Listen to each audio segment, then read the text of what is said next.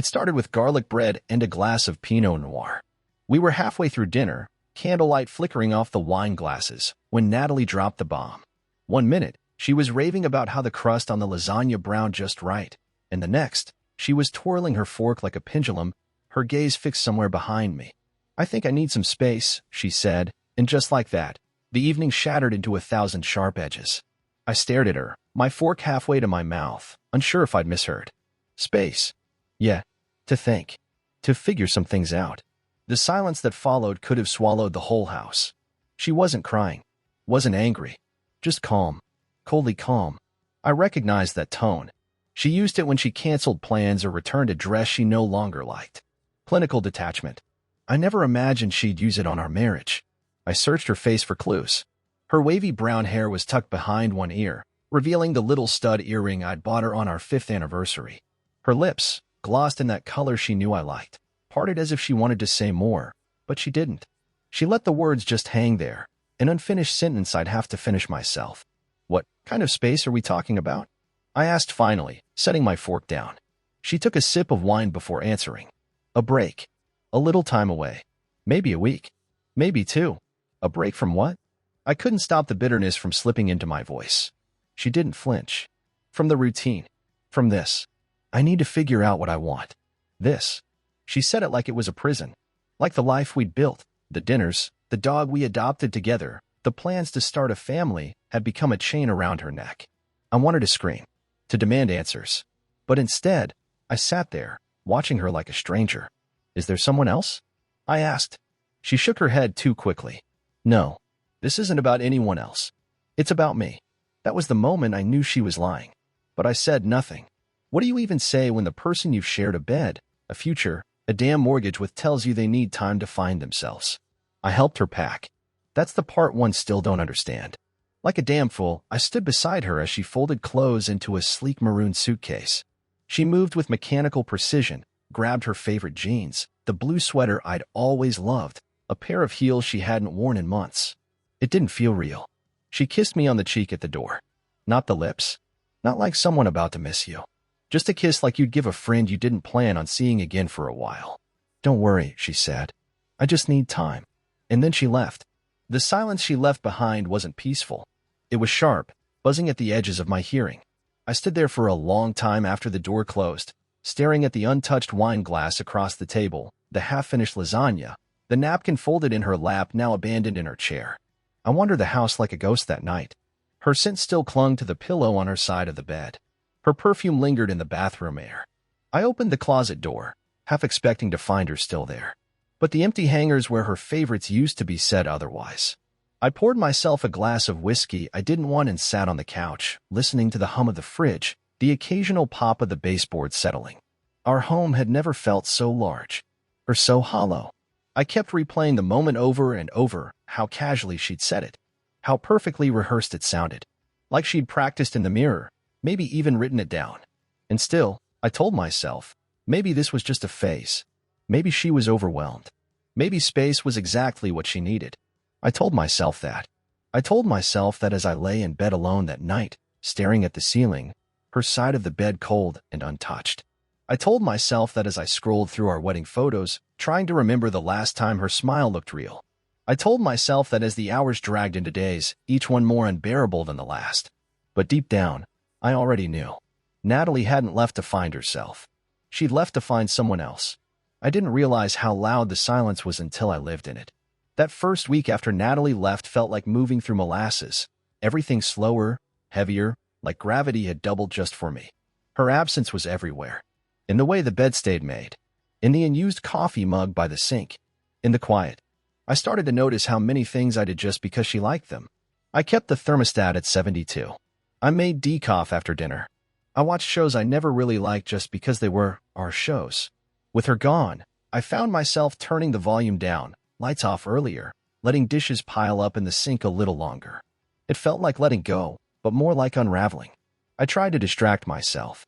Work, gym, reruns of shows I didn't have to think about. But nothing filled the hole. I wasn't sleeping. Couldn't eat more than a few bites.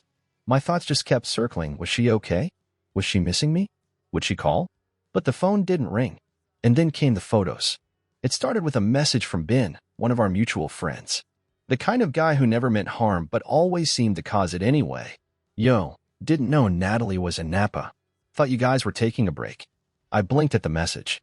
She is. Why? He sent a screenshot. I'll never forget how fast my heart dropped. It was a photo from someone's Instagram story. One of those wine tour pics, golden hour lighting, a vineyard stretching into the distance.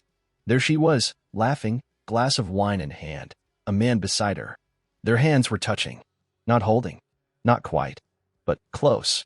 Familiar. I tapped through more photos. Sunsets. Toes in a hot tub. A private patio. Her smile wide, natural, her head tilted toward him in that way she used to lean into me. I couldn't breathe. I clicked the account. A girl I didn't recognize. One of Natalie's old coworkers, maybe. The caption read, "Wine weekend with the happy couple." Happy couple. I stared at that phrase until the screen blurred. My stomach turned so violently I had to sit down. She hadn't left to find herself. She'd left to find him. Suddenly, everything clicked. The cold detachment. The carefully packed suitcase. The too calm goodbye. It was never about space. It was a transition. A soft launch into a new life without me. And I'd helped her pack for it. I didn't call. Didn't text. I didn't want her to know I knew. I wanted to see how far she'd take it. How long she'd pretend I was just waiting at home like a faithful dog. I felt stupid. Angry. But underneath it all, I felt something worse. Numb. I spent that night walking the neighborhood, hands buried in my jacket, wind biting at my skin. I passed the spots we used to love, the Thai place with the fairy lights, the bookstore where she'd read poetry out loud just to embarrass me. Everything reminded me of her, and every reminder felt like a slap. When I got home, I stared at the framed photo on the hallway table, us in Belize, sand between our toes, her in that coral bikini she knew drove me wild. I picked it up and turned it face down. For the first time, I didn't want to remember us. I wanted to forget. The next morning, I logged out of our shared streaming accounts. Deleted the Spotify playlist we used to play while cooking dinner. Erased our anniversary reminders from my phone calendar. It wasn't revenge. It wasn't petty. It was survival. A few days later, Natalie posted a picture of herself at a vineyard. Solo, of course. No man in sight. Her caption, "Sometimes you need to lose yourself to find what really matters." The audacity made my skin crawl.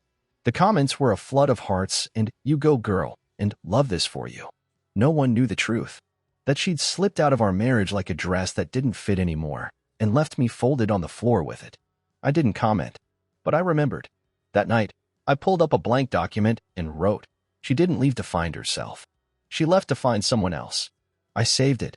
I didn't know what I'd do with those words, not yet. But something about writing them made me feel less powerless. Like maybe, someday, I'd tell this story on my terms. Because Natalie had started writing our ending. And I was going to finish it. I didn't text her. I didn't call. Didn't ask who he was or how long it had been going on. I didn't rage or beg or plead.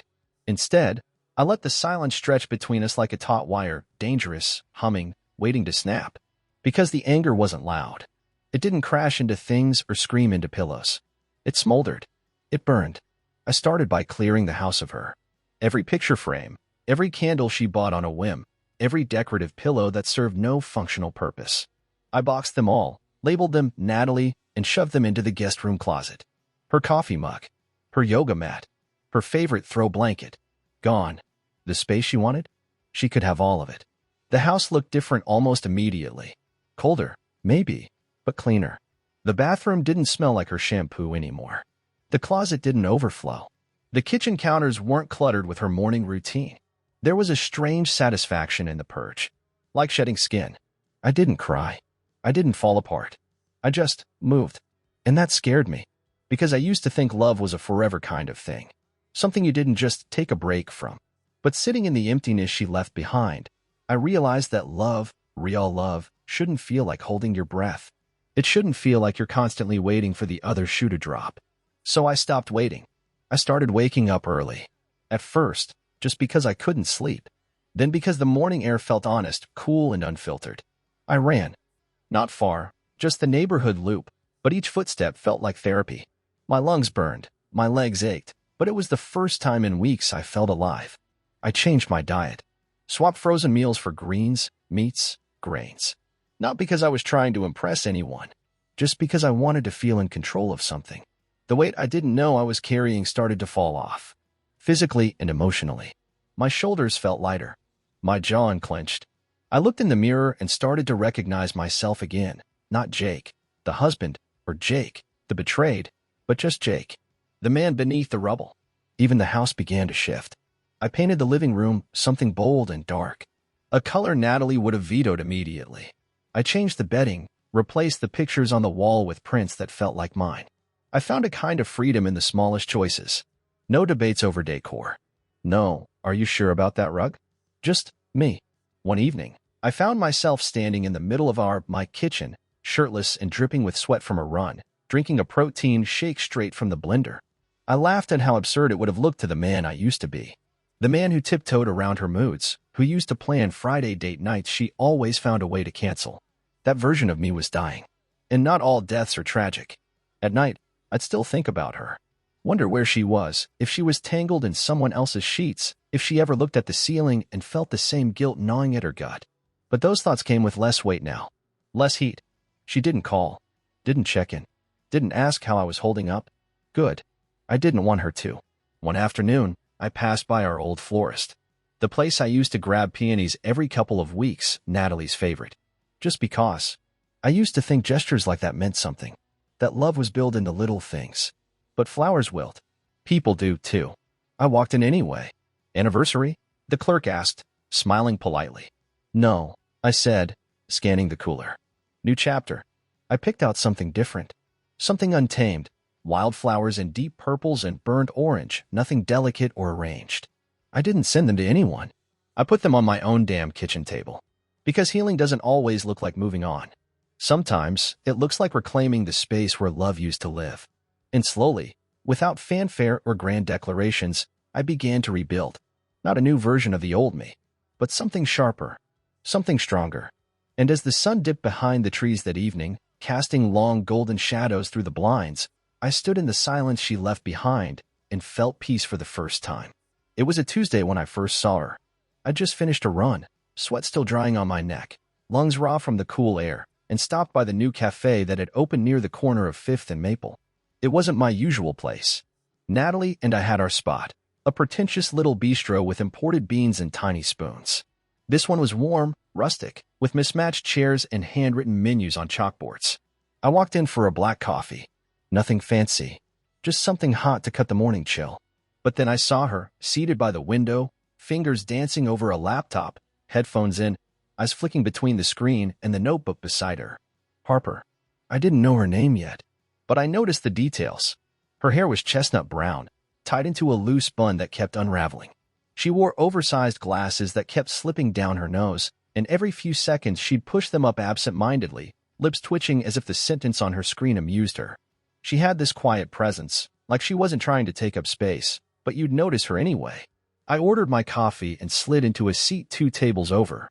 I didn't want to stare, but she was magnetic in the most unintentional way. The kind of woman who'd rather stay home with a book than go to some wine bar with fake laughter and overpriced charcuterie boards. I told myself not to engage. I wasn't ready. I wasn't looking. But life doesn't give a damn about what you're ready for. The second time I saw her, it wasn't an accident. I timed my run to end near the cafe. Told myself it was coincidence. Told myself the coffee there just happened to be better. Truth was, I wanted to see if she'd be there again. She was. Same table. Same routine. This time, a gray sweater draped over her shoulders, sleeves pushed up to her elbows. She caught me looking. Not a stare, just a glance, but enough. I gave her a polite nod, the kind you give to someone you've passed on the sidewalk more than once. She nodded back, then pulled out an earbud. You're becoming a regular, she said. I smiled, trying to mix things up. Good choice. Best croissants in town. But only if you get here before 10. After that, it's just regret and crumbs. Her voice was warm, confident without being overbearing. She didn't blink when I asked if I could join her. I learned her name over flat whites and flaky pastry. Harper. Freelance copywriter. Grew up in Chicago. Divorced for 3 years. No kids. Just a cat named Thistle that she swore hated everyone, especially her. We didn't flirt. We talked. About music and writing and how people put commas in the wrong places on purpose to piss off editors. She had this dry wit. sharp as glass but never cutting. And when she laughed, really laughed, it lit her whole face like morning sun through stained glass. Over the next few weeks, it became a ritual. My run, her laptop, coffee, conversation. She didn't pry, didn't ask about Natalie, didn't push when my answers turned vague or my eyes drifted toward the window. She just let me be, and somehow that was the most comforting thing of all. But the chemistry, God, it was there. Not in the obvious ways. No lingering touches or whispered compliments. It was quieter than that. The way her eyes held mine a second too long. The way she'd laugh at something I hadn't meant to be funny. The way I'd find myself watching her mouth when she talked, wondering what it would feel like against mine. One morning, as we were packing up to leave, she said, "You look less heavy." I paused. Heavy? Like your world stopped crushing you. I didn't know what to say. Because she was right. Natalie's silence had become background noise now. The photos, the betrayal, the late-night ache, they were still there, but duller, blurred at the edges. And Harper? She wasn't a distraction. She was a reminder that there were still people in the world who spoke with kindness, who smiled without motives, who didn't need to break you to feel whole themselves. That night, I found myself scrolling through my phone, hovering over Harper's contact. I didn't send anything, just held the moment, savored the anticipation, because I knew something had started. And this time, I wanted to move slow, not out of fear, but because some things, some people, deserve to be unraveled one layer at a time. The first time Harper came over, it was just for coffee. I'd mentioned a new roast I was trying, some single-origin Ethiopian blend that promised notes of blueberry and citrus, or something equally pretentious. She'd raised an eyebrow and said, "Prove it." So, one Sunday morning, I invited her over. Nothing fancy. I cleaned the house, not obsessively, but enough to make it feel intentional. I didn't hide the boxes labeled Natalie. I didn't try to scrub my past off the walls. I just made space. When she arrived, she stood at the threshold for a second, taking it all in. "Smells good," she said, stepping inside. "Just brewed. You want cream?" "Black's good," she replied. "I want to taste all those blueberries you bragged about." She wandered the kitchen while I poured, running her fingers over the edge of the counter, the way people do when they're grounding themselves. Her presence was quiet, unassuming, but it filled the room. Her eyes landed on a framed photo tucked into the bookshelf, one of me on a hiking trip, alone, face half lit by sunrise. "This you?" "Yup. Mount Rainier. 5 years ago." She smiled.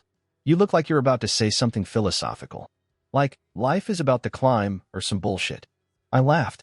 I think I was actually just trying not to fall off the rock. We sat on the couch, 2 mugs steaming between us, the air between us charged with something warm and electric. Our knees didn't touch, but they were close. Close enough that I could feel the pull. That invisible thread. We talked about everything. And nothing. Books. Music. The worst dates we'd ever been on. Hers involved a guy who tried to sell her essential oils mid-salad. Mine involved someone bringing her mother to dinner. Unannounced. But under it all, something else simmered. A current. Chemistry that refused to stay buried. When our knees brushed, accidentally, I didn't move mine away. Neither did she. When she laughed at one of my dumb jokes, her hand grazed my forearm. I caught myself watching her mouth again, but this time, she noticed. She didn't look away. Later, as we stood in the kitchen and I rinsed our mugs, she leaned against the counter, arms folded. "You're easy to be around," she said. "Thanks," I replied, drying my hands. "I don't feel that way often." "You should." Silence fell again. Not awkward. Anticipatory. We were towing the line. Both of us knew it. She looked up at me, her gaze unblinking. "Can I ask you something?" "Yeah." "Are you over her?" The question hit like a gut punch, not because I hadn't expected it, but because it was so naked. So direct. I didn't lie. "I'm getting there." Harper nodded, like she respected the honesty. She took a slow step closer. "You don't have to be there completely. Just don't lie to me about where you are." "I won't." Her eyes searched mine for a beat longer. And then, slowly, deliberately, she rose onto her toes and kissed me. It wasn't a fireworks and violins kind of kiss. It wasn't rushed or desperate. It was careful, intentional. The kind of kiss that asks a question and waits for the answer. I kissed her back. Our mouths moved with a kind of hesitant hunger, the tension of 2 people both afraid to fall but too drawn to resist. Her hands curled around the back of my neck. Mine found the curve of her waist, fingers gripping like I didn't want to let go. And I didn't. When we broke apart, breath mingling between us, neither of us spoke for a long moment. Then she said, I should go. Yeah, I said, though every part of me wanted her to stay. Okay. She took a step back, her hand brushing mine. But I'd like to come back. I nodded. Anytime. That night, lying in bed, the ghost of her lips still warm on mine, I felt the first real pull of guilt. Because I was still married. Technically. And though Natalie had vanished into sunsets and wine glasses with someone else, she hadn't signed a single piece of paper. We hadn't said the words. Hadn't ended the thing in any official, final way. And yet, what I felt with Harper wasn't a betrayal. It was a beginning. One I didn't see coming. One I wasn't sure I deserved. But damn if it didn't feel like the first honest thing I'd felt in a long, long time.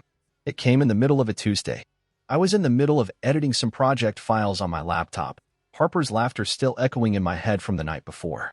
We'd fallen asleep on the couch watching some noir film from the 50s, one of those movies where everyone smokes and no one ends up happy. But she stayed. Woke up curled against my side, her breath warm on my chest. There was no label on what we were doing. Not yet. But it was real. It felt honest. And then my phone buzzed. I glanced at the screen expecting a work notification or a spam message. But no, it was her. Natalie. The name I hadn't seen on my screen in weeks, not since she walked out the door with her suitcase and her carefully rehearsed speech about finding herself. For a second, I didn't move. My thumb hovered over the notification, heart thudding in my ears. The message was short. I think I'm ready to come home. No apology. No explanation. Just an assumption. Like I'd been sitting in a time capsule, waiting for her to press resume. As if life had paused the second she walked away and would now seamlessly resume with her entrance, stage left. I didn't know what I expected, regret, at least. An acknowledgement. Instead, it was just 6 words that sliced clean through the piece I'd been building. I didn't respond. Not because I didn't want to, but because I didn't know who I'd be responding as. The husband she left? The man she'd forgotten? Or the one she thought would still be there, door unlocked, arms open? No, that man didn't live here anymore. I set the phone down and walked into the kitchen. Harper was there, still in her robe, humming softly as she poured water into the kettle. Her hair was messier than usual, I still sleepy. She looked homey, not like a guest, not like a placeholder. She belonged here in a way that was already taking root. You okay? She asked, noticing the shift in my expression. I nodded too quickly. Yeah, just got a weird text. She didn't press. That's what I liked about Harper, her grace with silence. Her ability to read a room without dissecting it. But part of me hated that I didn't tell her. That I was already slipping into secrets. That I didn't say, Natalie wants to come back.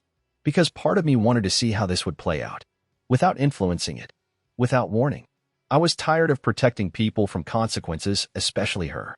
Later that day, I opened the message again. Still unread. Still unanswered. I typed and deleted half a dozen replies. What makes you think you're welcome? After everything, this is what you say? I'm not the man you left anymore. But none of them felt right. None of them felt like me now. So I left it blank. Instead, I poured myself into the house. Into Harper. I made dinner, real dinner. Garlic butter chicken, roasted vegetables, fresh sourdough. Nothing fancy, but all from scratch. Harper helped, barefoot and playful, stealing bites when she thought I wasn't looking. You're different today, she said as we ate. Yeah. There's something in your eyes. Like you're bracing for something. I paused, fork halfway to my mouth. You ever feel like your past tries to claw its way back just when you finally started breathing again? She studied me for a long beat. Then, quietly, all the time. We didn't talk about it again. But later, when we lay in bed, her body warm beside mine, her hand resting lightly on my chest, I felt the weight of the message still sitting in my pocket. A landmine. A line I hadn't crossed yet. She was still technically my wife. But Harper? She was the first person in months who made me feel like me again. And maybe that made me a hypocrite. But maybe it made me human. At 1:12 a.m., another message came. Jake? Can we talk? Still no apology. No remorse. Just assumption. I stared at it for a long time in the dark, Harper's breathing soft and steady beside me. I thought of the man she'd been in those photos. Thought of all the quiet betrayals that added up to her leaving. And still, I didn't answer. Not because I was afraid of her, but because, for the first time, I wasn't. She came back on a Thursday morning. No warning. No heads up. Just the front door creaking open like a memory and the click of heels on hardwood echoing through the entryway. I was still in bed, half asleep, Harper beside me under the covers. The smell of coffee had just started drifting from the kitchen, her usual routine. She'd gotten up first, slipped on my robe, and padded out to start the French press. Her voice had hummed softly to whatever lo-fi playlist she queued up. And then it all went still. Silence. Then the unmistakable sound of something clattering against the countertop. I sat up, heart hammering, instincts on edge. At first, I thought maybe Harper had dropped a cup or spilled something. But then I heard it, a gasp. Sharp, feminine, and so very familiar. Natalie. I swung my legs out of bed, bare feet cold on the wood, and pulled on a shirt as I stepped into the hallway. And there she was. Natalie. Standing in the doorway of the kitchen like she'd stepped through a time portal, wide-eyed and rigid, her mouth parted in some half-spoken question. Her hair was slightly curled, lips colored in that muted mauve I used to recognize by brand, not just shade. She was dressed for a return, not to explain, but to resume. Like a protagonist walking back into the third act without realizing the story had already moved on without her. And there, at the kitchen counter, was Harper. My robe wrapped around her like she belonged in it, one hand clutching her mug, the other frozen mid-pour. Her eyes lifted to me the second I stepped in, calm but watchful, like she already understood what this moment meant. Natalie's eyes flicked between us. My t-shirt, wrinkled from sleep. Harper's bare legs beneath the robe. The smell of coffee. The intimacy of it all. "You're back," I said, my voice level. Not angry. Not surprised. Her eyes narrowed slightly. "You didn't answer my messages." I didn't think there was anything left to say. Her gaze hardened. "This is what you've been doing while I was figuring things out?" The way she said it, accusatory, like she had the moral high ground, made me laugh, just once, quiet and bitter. "You left," I said. "You didn't ask. You announced. You needed space, remember? That didn't mean." "What? That I was supposed to wait? Freeze time until you were ready to come home like nothing happened?" She looked at Harper again, really looked at her this time. "Is this serious? I don't owe you that answer anymore." For a second, the mask slipped. Her expression cracked. A flicker of something, loss, maybe, or realization shimmered behind her eyes. "I thought you'd understand," she said softly. "I thought you'd see that I needed to run," I finished. "You didn't go on a journey of self-discovery, Nat. You took a vacation with another man." Her face paled. "Don't act surprised. Social media exists. You got tagged in half a dozen photos. Sunsets. Wine. His hand on your thigh. You weren't finding yourself. You were replacing me." She swallowed. "It wasn't like that. It never is, right? Until someone sees it for what it is." Harper set her cup down quietly, stepping back from the counter. She didn't say anything, didn't rush to defend herself or demand answers. She just watched. Alert. Grounded. Entirely present.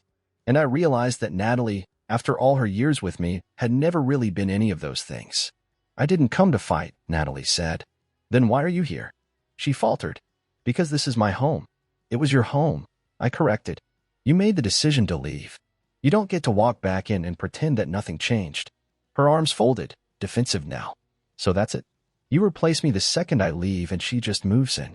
"She didn't replace you," I said quietly. "She showed up when you walked out. There's a difference."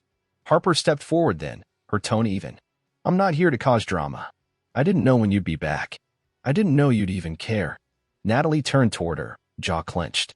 "You knew he was married. I also knew he was alone," Harper replied. "You made sure of that."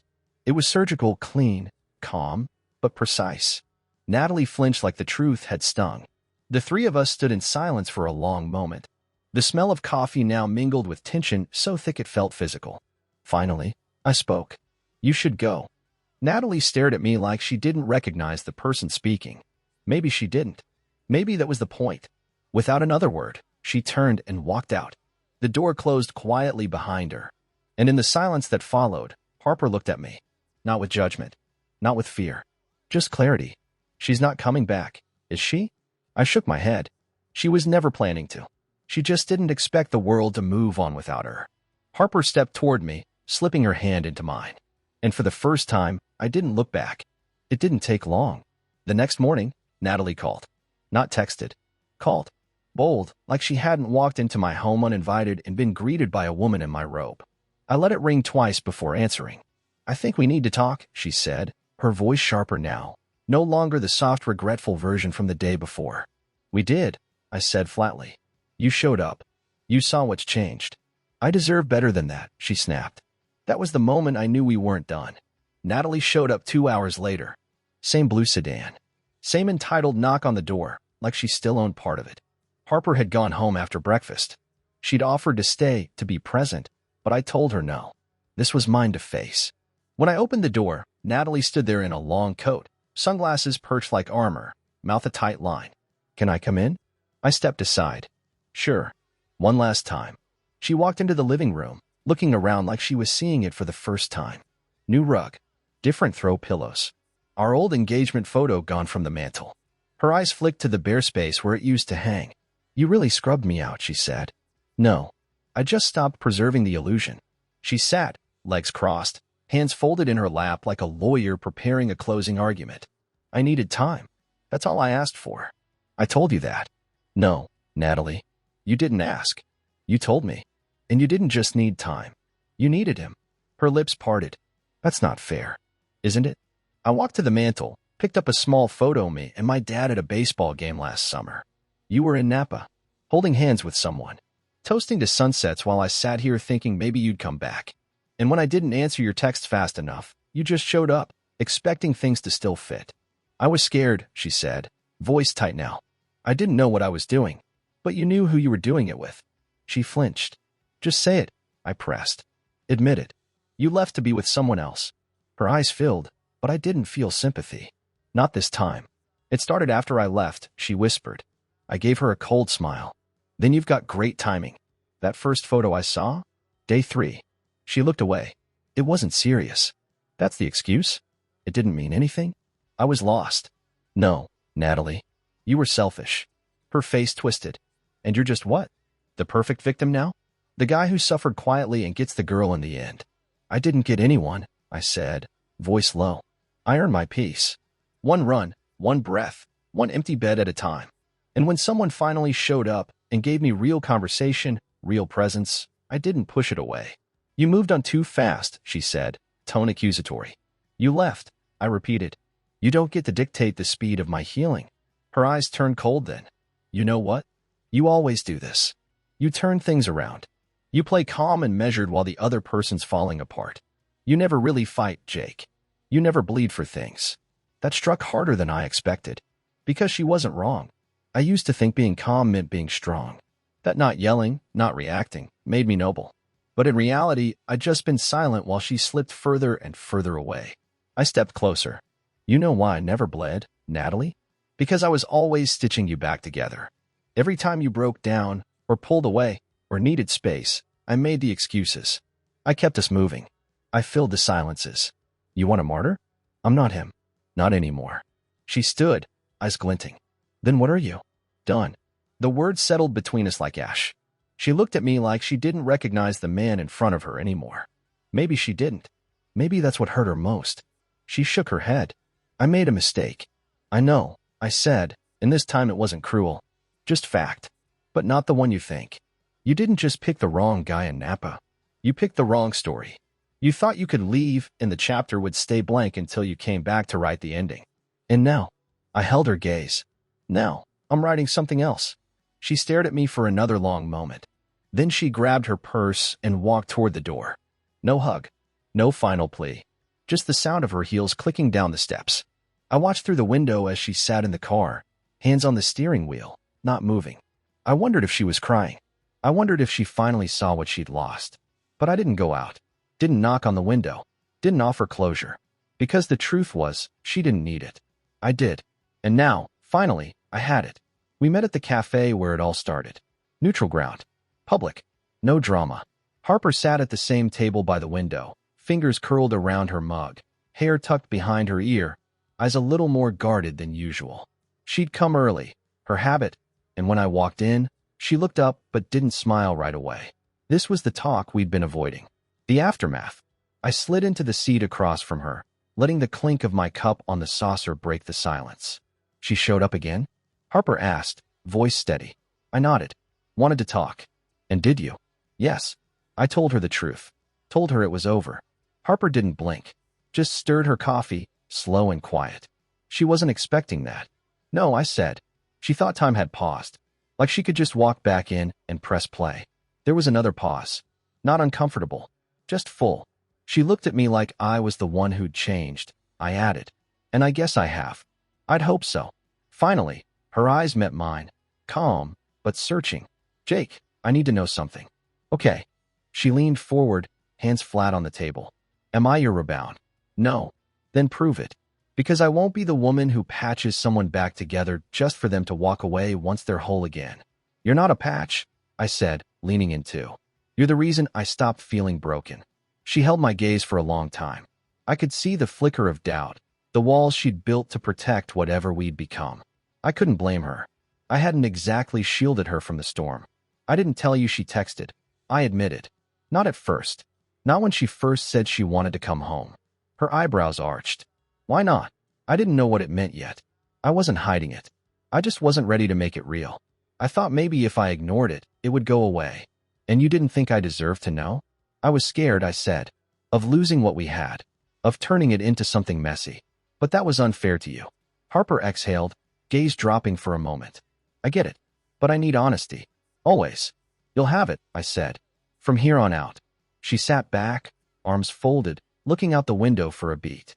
I like you, Jake, but I've been through enough to know when I'm setting myself up to be collateral damage. You're not.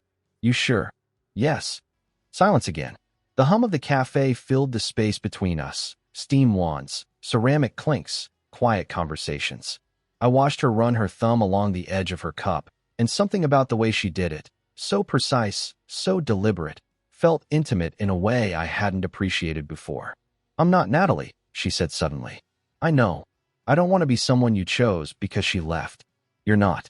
You're someone I chose despite her leaving. She smiled then. Small. Hesitant. But it was there. Okay, she said. We finished our drinks. No dramatic kiss, no sweeping gesture. Just two people choosing each other, with all the pain and honesty that came with it. Later, as we walked outside, she slipped her hand into mine. Not because it was expected, not because it was romantic, but because it felt natural. You gonna keep her stuff boxed up in the closet? She asked. For now, I said. But not forever. Good. We crossed the street, the spring sun warming our shoulders.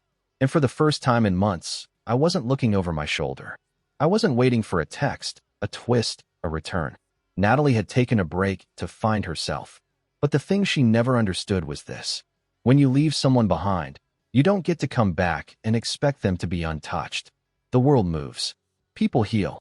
And sometimes, someone better walks into the quiet you left behind and stays. The mornings look different now. There's no dramatic shift. No swelling orchestral finale. Just small things. Honest things. Like waking up to the smell of fresh coffee already brewed. Or hearing Harper humming off-key from the kitchen as she tries to remember which cabinet I keep the mugs in. Like opening my eyes and feeling peace, not panic. The sunlight cuts across the hardwood at just the right angle now, warming the corner where her laptop usually sits. She works in patches, mornings, late afternoons, whenever inspiration strikes. Some days she writes from my couch, legs tucked under her, glasses sliding down her nose.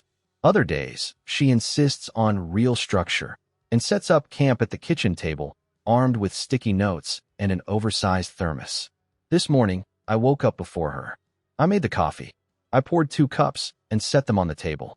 She came out 10 minutes later, barefoot in one of my t-shirts, hair messy, eyes still adjusting to the light. You're up early, she murmured, rubbing her eyes. I like this part of the day, she smiled, sliding into the chair across from me, pulling her legs up like she always does. This the part where you pretend to read the paper while I do all the talking? I handed her the paper. You can have it today. I'm just here for the company. She flipped to the crossword and began filling in answers without hesitation, her lips moving as she thought. Her presence felt rooted, like she belonged here, not as a guest, not as a placeholder, but as part of this space now. I looked at her for a while, at the way she chewed on the edge of the pen, at the way she tapped her foot when she was stuck on a clue, at the way she didn't try to fill silence with noise, trusting it to be comfortable on its own.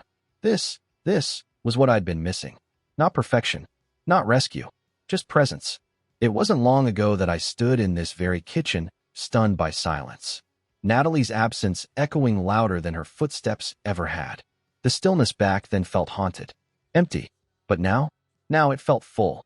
Because Harper filled it with little moments, with glances and smirks and quiet reassurances, with breakfast and crossword puzzles and the occasional, spontaneous dance to music playing from her phone. Nothing performative, nothing demanded, just two people who had chosen each other in the aftermath of broken promises. Natalie texted once more. Weeks ago now. It was short, a kind of apology. She said she'd signed the divorce papers, said she hoped I was happy, that she was moving to Portland to start over. I didn't respond. There was nothing left to say. The truth is, I wish her peace. I do. But peace doesn't always mean reconciliation. Sometimes, it just means letting go of the version of someone you were waiting for and making room for the one who showed up. Harper looked up from her puzzle. You're staring. Just thinking. About. Sunlight, I said, smiling. And how it's warmer these days. She rolled her eyes, but smiled back. You get one poetic line per morning. That's your quota. I'll make it count then. She took a sip of her coffee and went back to the crossword.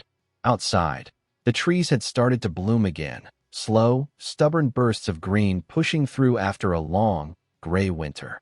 I took it as a sign, not of perfection, not of a happily ever after, but of a life rebuilt, honestly and slowly. A life where love wasn't owed, but earned. As the morning stretched on, Harper reached across the table and slid her hand over mine, grounding me without needing words.